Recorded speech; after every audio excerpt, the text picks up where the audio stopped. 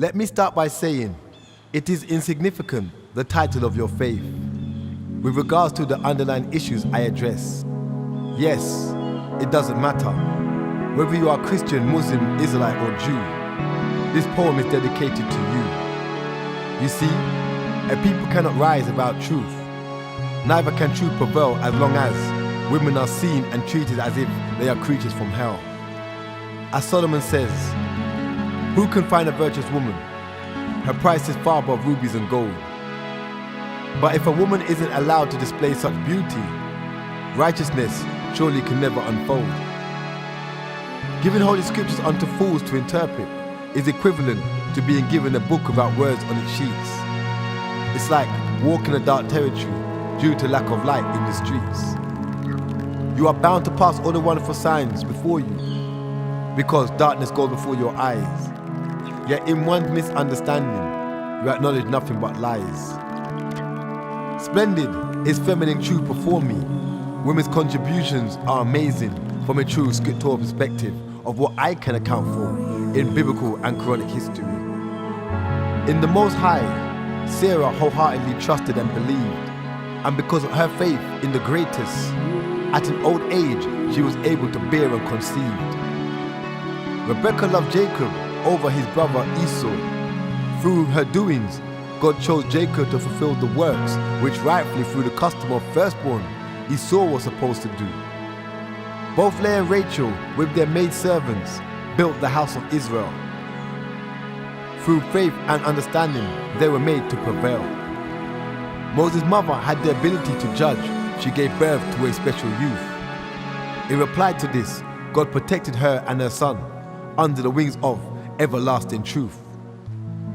Although Rahab was a harlot, she was filled with faith, and for that purpose she and her father's household were saved and dwelt within Israel's gate. Samuel's mother and Samson's mother were both barren ladies. Due to their faith and belief in God, their wombs were opened and they brought forth extraordinary babies. There would be no house of David or a king by such name if it weren't for a Moabitess named Ruth. When you check out the logics, there's no denying the truth. After the death of her husband, Ruth chose to cleave to Naomi, a daughter of Judah, her mother-in-law. Although not an Israelite by birth, in the people of God, a future she saw. Esther delivered the Hebrews from being slain. There's a festival each year from since then in remembrance of her name. Going back to the beginning, starting with Eve, I truly believe in a woman's significance, their overall importance, their contribution when it comes to deliverance speaks for itself, without a doubt. Therefore, let's not misinterpret the true power and inner beauty which describes what women are really about. If we look inside the gospel, we see the beauty and strength of the mother of the Messiah. Whether you refer to him as Jesus, Yeshua or Isa, does it really matter? What does matter, what matters is, understand the spiritual connection of Mary Magdalene and the sinful woman described in the book of Luke, who in her state of poverty dried her tears with her hair, washed the Messiah's feet, then upon his feet poured perfume so sweet, yet the wealthy would not. Sending a clear message to Simon, are you beginning to get the picture? Revelations 12, it begins by saying, a woman has the sun and the moon under her feet.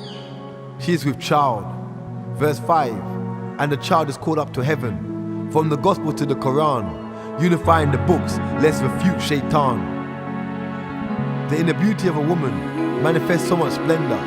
The feminine gender, Musa's mother and sister Miriam, the prophetess, who is also mentioned in Torah, likewise the Queen of Sheba. Let's get even deeper. Wives of the Prophet, Aisha and the beloved Khadijah. Didn't Aisha teach Islam many years after the transition of the Prophet?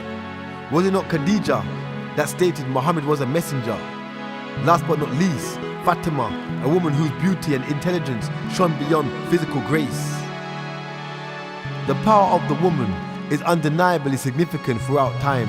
I mean, just look beyond the Abrahamic phase. Take a peep into ancient Kemet and see. The beauty of our women shone in undeniable glory. We need to relive our ancient stories, like the fertility of the soil, bringing beauty to the land. Even in those times, it wasn't rare for a woman to sit upon the throne. Stories of splendor. Set cut a saw into 14 pieces. A Set found 13, then traveled to the spiritual realm. Such an act of bravery brought forth a special child. Yet today, so-called religious men and leaders scorn, look down upon, and abuse our women. Instead of refuting them, many subject to their ways. This is insane. Historically, scripturally, neither teaches us this madness. Too much alien cultural influences creating nothing but sadness. It's time to stop seeking guidance from men, seek inspiration from above. Our redemption could never be reformed without our women.